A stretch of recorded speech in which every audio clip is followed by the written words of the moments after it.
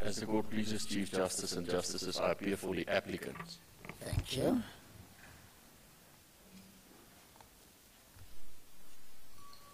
As the Court pleases Chief Justice and Justices, I appear for the respondent in this matter. Thank you. This is a majority judgment that I have written, concurred in by Acting Deputy Chief Justice Ngabinde, Jafta J, Kampepe J, Madlanga J, Mtlantla J, Mojapelo AJ, and Zondo J.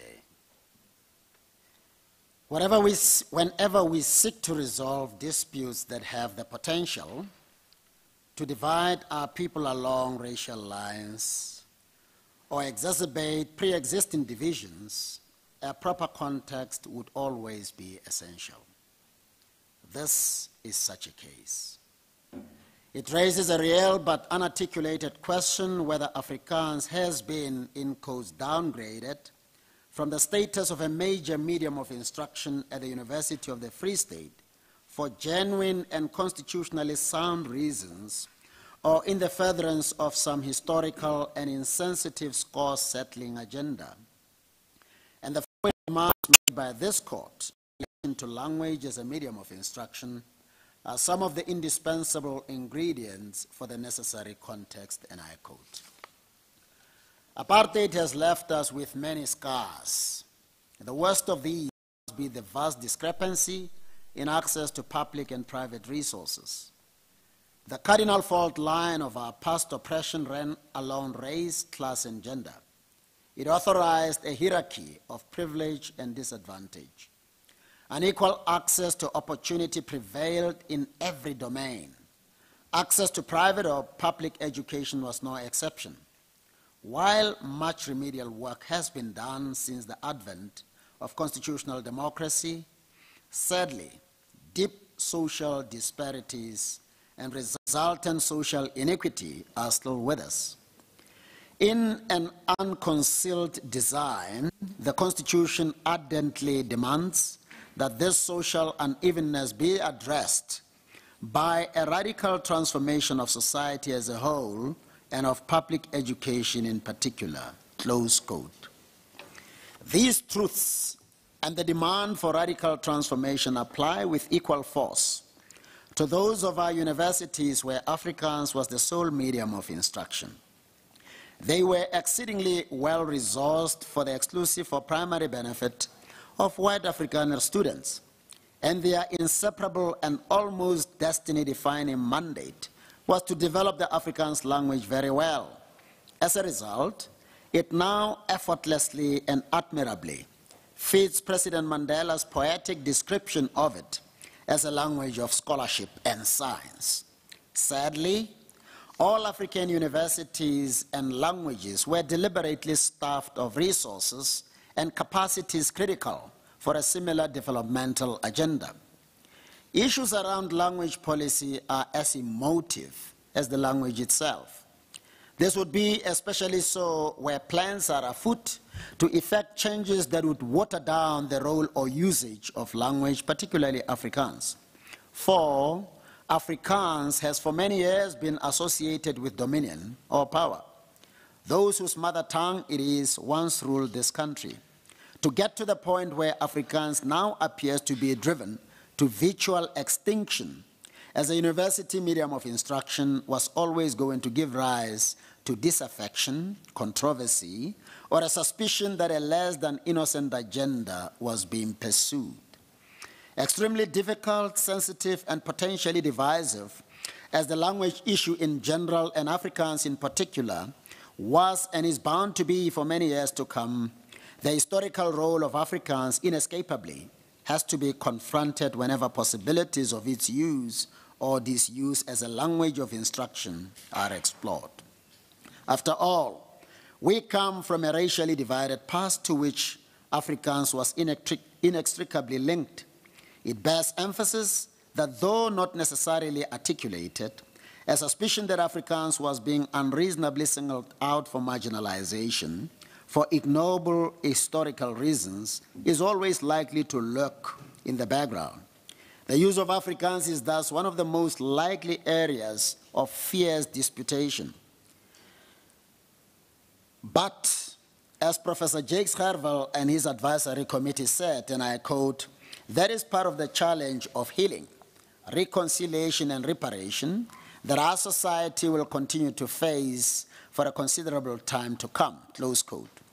It is a difficult transformational issue that requires a meticulous and detached handling by all true defenders and ambassadors of our constitutional vision.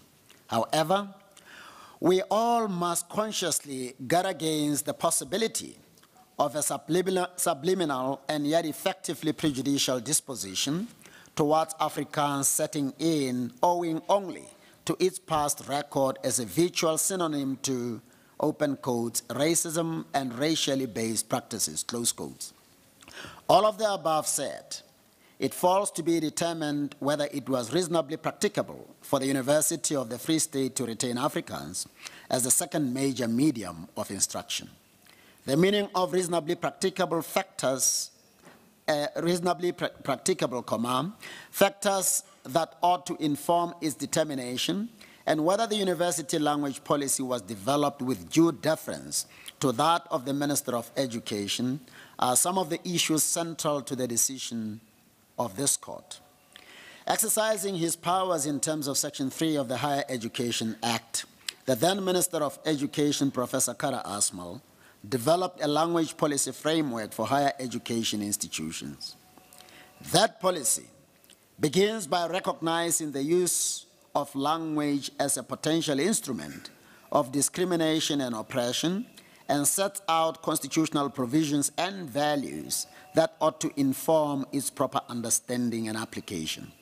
It then ends by underscoring the need for multilingualism, expressing support for the retention and development of Afrikaans as a medium of instruction. This is, however, on condition that the use of Afrikaans does not unjustly deprive others of access to higher education and wittingly or unwittingly become an instrument for the furtherance of racial or narrow cultural discrimination. A report that was commissioned by the university authorities to look into the appropriateness of the continued use of Afrikaans as a medium of instruction highlighted its entrenchment of racial division among students and virtual subversion of racial integration. The use of Afrikaans reportedly worked against equal access to knowledge. Racial discrimination and the need for redress are the paramount concerns raised by the university within the context of reasonable practicability. And Afrikaans has itself fallen into relative disuse since many Afrikaner students allegedly prefer English because they, open quotes, see themselves as living, learning, and laboring in a global world where English competence provides more access and mobility than any other South African language, close quote. Observable incidents and daily experience backed up by empirical research evidently caused the university to think and respond differently to Afrikaans as a medium of instruction. As a result, the university management recommended a language policy shift. After open and admittedly extensive consultations with interested parties, including AfriForum, Solidarity, and language experts, the final report was presented to the University Council for approval, and it was adopted. The new language policy is that English will be the only primary medium of instruction. It is intended to be implemented progressively over a period of about 5 years. Afrikaans will, however, still have an important role to play. It is to be used in the expanded tutorial system and as a medium of instruction to cater for, certain professional programs like education and theology, because there is a market demand for them. AfriForum and Solidarity are, however, unhappy with the policy.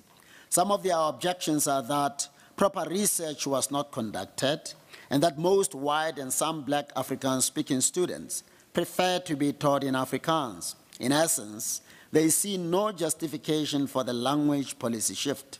As a result, they approach the Free State High Court in Bloemfontein to review and set aside the adoption of the policy by Council. The full court of the High Court ruled in their favor. Displeased with this outcome, the university successfully appealed to the Supreme Court of Appeal. AfriForum and Solidarity were aggrieved by this outcome. They now seek leave from this court to appeal against the Supreme Court of Appeal decision. On standing, we hold that AfriForum does have standing, but not Solidarity.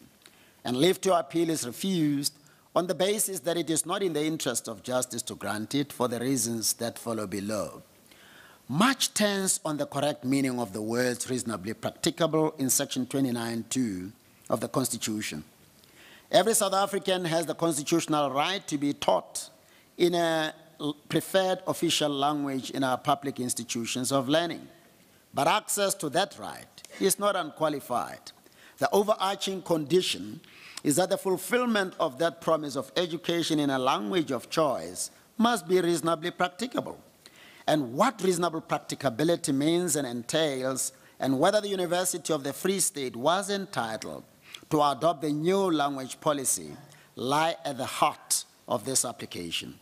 It would be unreasonable to slavishly hold on to a language policy that has proved to be the practical antithesis of fairness, feasibility, inclusivity, and the remedial action necessary to shake racism and its tendencies out of their comfort zone. For these reasons, effective access to the right to be instructed in an official language of choice must be given effect to, but without undermining equitable access, preserving exclusivity, or perpetuating racial supremacy. It would be unreasonable to wittingly or inadvertently allow some of our people to have unimpeded access to education and success at the expense of others as a direct consequence of a blind pursuit of the enjoyment of the right to education in a language of choice. This in circumstances where all could properly be educated in one common language. At a conceptual level, dual medium institutions might well exist without necessarily nurturing or perpetuating unfair advantage or racial discrimination and its exceedingly harmful tendencies. When that is so, then the right to be taught in a language of choice could be effectively accessible and implemented. That, by the way, is what the university did or hoped to achieve when it moved from a dispensation of Afrikaans as the sole medium of instruction to one where English and Afrikaans enjoyed equal status as media of instruction. It did so to facilitate equitable access, mostly better acquainted with English, so that they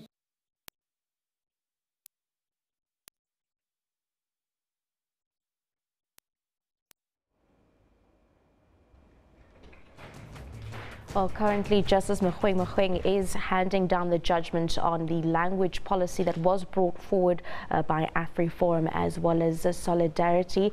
And they have been taking us through the main points there. Initially, it was brought forward by UFS with regards to the language policies. And we had also seen personal and very advantageous attention, while other students are crowded into lecture rooms.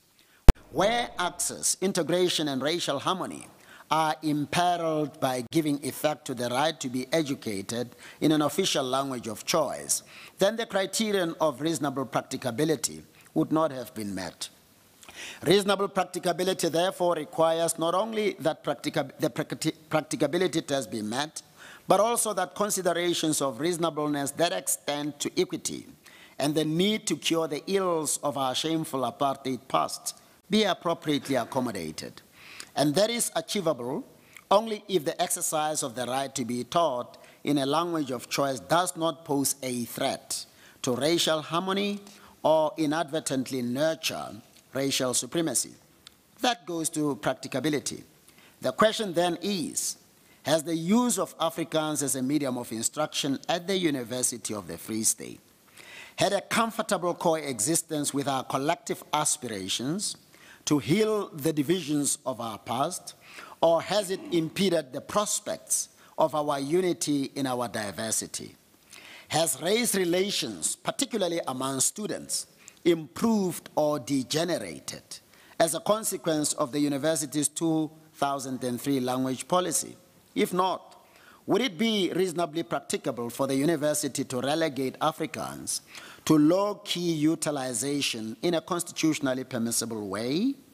A conclusion that is embraced by many Afrikaners at all levels of the university community and in council is that the use of Afrikaans as a parallel language of instruction unwittingly perpetuates segregation and racism, open quotes, because it offends constitutional norms, close quotes.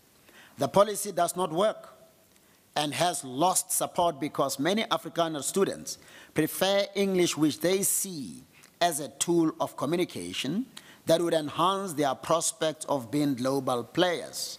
Furthermore, it is quite telling that within 2 years of the implementation of the dual medium policy, the then rector of the university, Professor Fourie, expressed concern about the unintended consequences of the parallel medium policy giving rise to or entrenching segregation in lecture rooms along racial lines.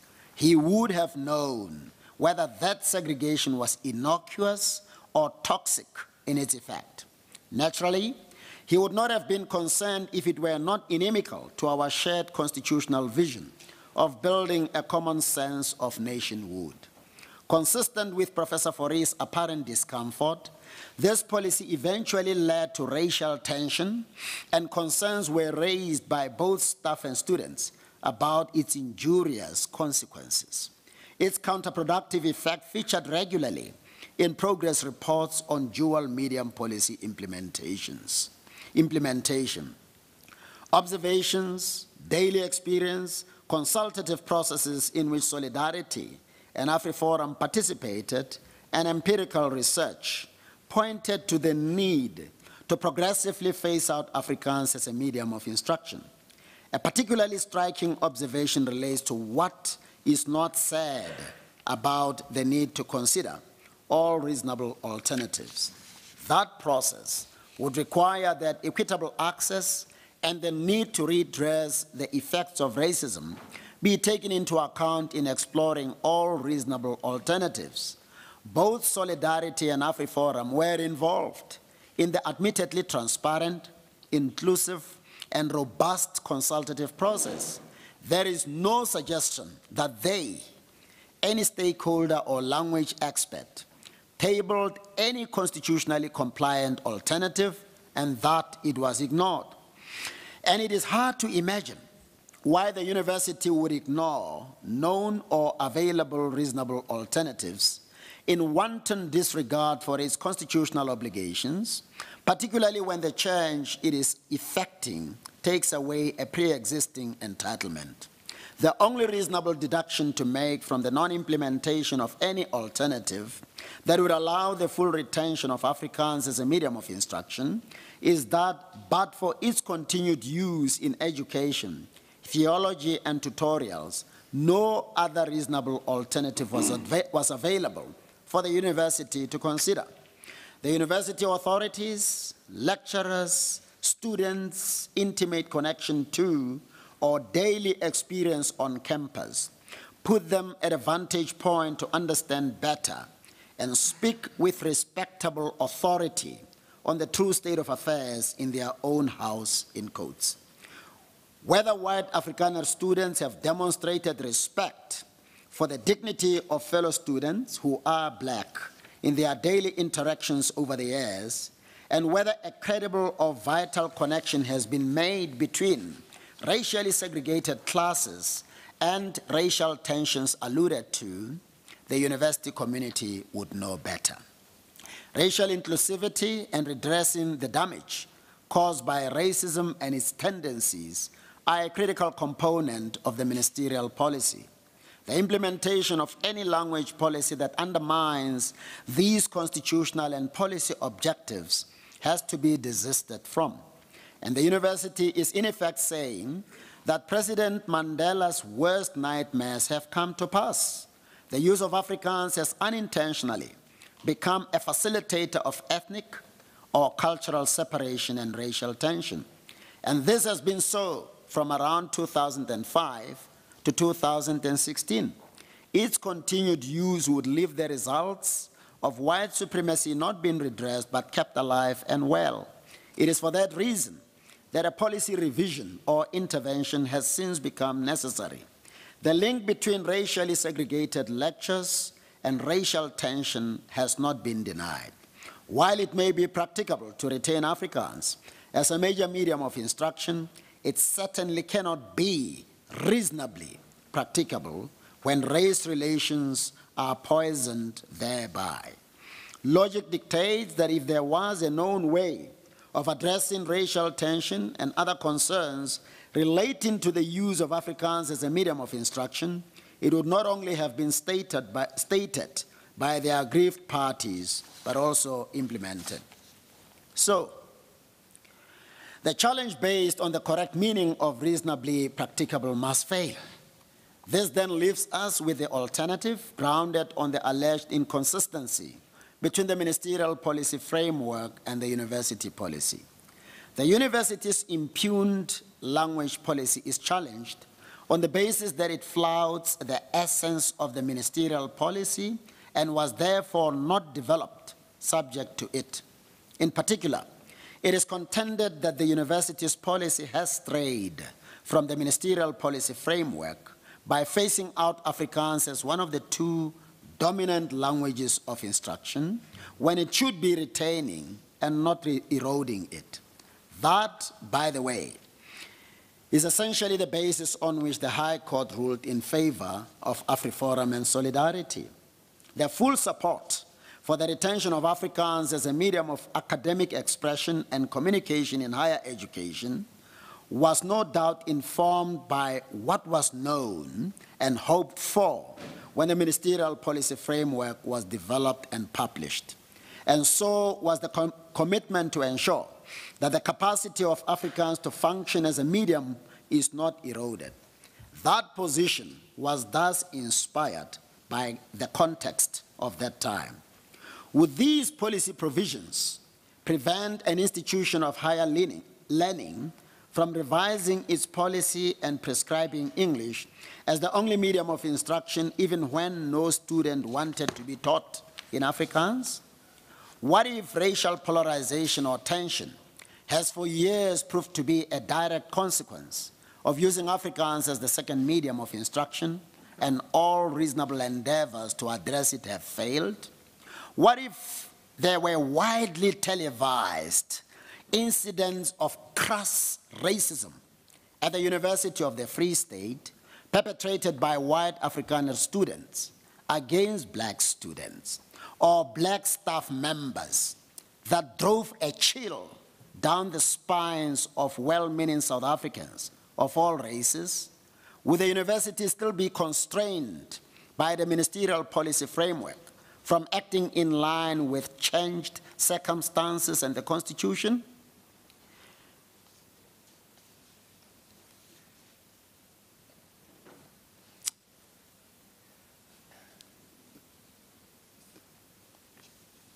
The ministerial policy framework highlights the need to ensure that a language of instruction is not a barrier to access and success. And there has already been a concern raised about access. One crucial aspect of the ministerial policy is the constitutional proviso, open quotes, that these rights may not be exercised inconsistently with any provision of the Bill of Rights, close quotes. The other inbuilt constitutional qualifiers are the Section 29(2) criteria, like reasonably practicable, as well as equity, practicability, and the need to redress the results of the past racially discriminatory laws and practices. Here, the university community, council, and senate in particular have satisfied themselves that instead of the dual language policy brightening up the prospects of redressing the damage caused by apartheid, it threatens to perpetuate racial discrimination or disharmony. The retention of the dual medium of instruction was neither considered to be fair nor feasible, nor to satisfy the need to remedy the results of apartheid laws and practices. So, the university was at risk of violating poignant constitutional provisions and the ministerial language policy properly understood.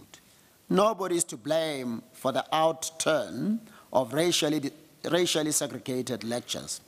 It is the old policy itself that yielded deleterious and certainly unintended consequences.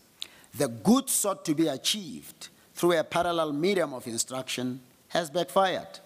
The retention of that policy is therefore no longer reasonably practicable, since it does not help students, open quotes, to build a common sense of nationhood consistent, close quotes, with the ministerial policy framework in its entirety. The university's new language policy responds to the materialized warning sounded by the ministerial policy framework itself that unintended consequences could flow from a well-intentioned attempt to be as inclusive and sensitive in relation to language as institutions of learning should always strive to be. Unjust denial of access and racial and narrow cultural segregation has become the consequence of seeking to have Afrikaans-speaking students enjoy their own constitutional rights to be taught in their official language of choice. Afrikaans as a medium of instruction has unwittingly become an instrument of racial or cultural division and discrimination. The university's language policy was determined subject to and is thus consistent with the ministerial policy framework and the Constitution of the Republic. Its adoption is lawful and valid. In a dissenting judgment, Froneman J.,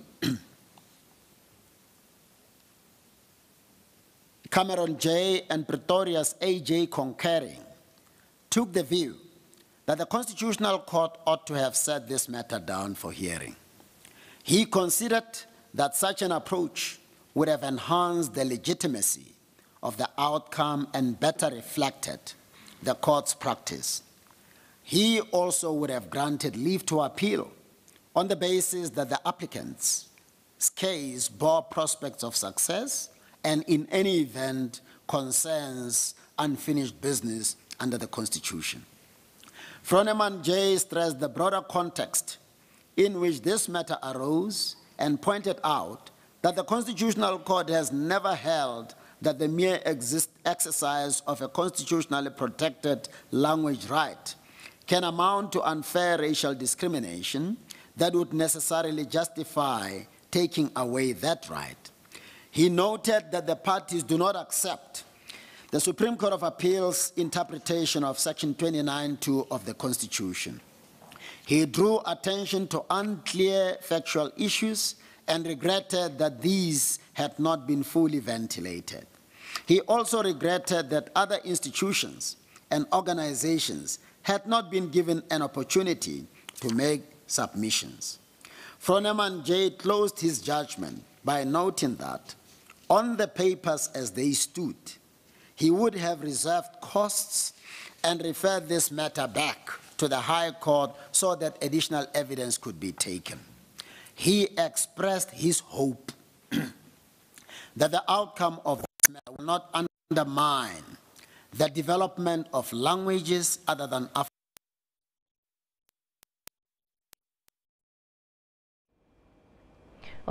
In a passage written in Afrikaans, he doubted the effectiveness of the applicant's conduct, and noting the diverse history of Afrikaans, he called on young people to lead a, open quotes, derde taalbeweging, close quote, in brackets, third language movement, or inclusive Afrikaans, short of racial and other prejudices. The following order is made. 1, leave to appeal is refused. 2, there will be no order as to costs.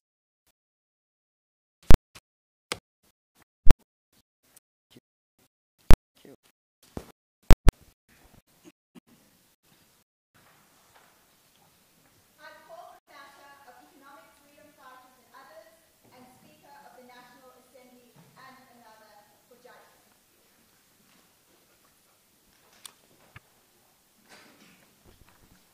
May it please the court, Chief Justice, Justices, and the Justices. I'm Sidisa Gaba, counsel for appearing on behalf of the first, second, and the third respondents, applicants, to know the judgment in their application before this honorable court. Thank you, ma'am. May it please the court, Chief Justice, Justices, I'm Lerata Zikalala. I appear on behalf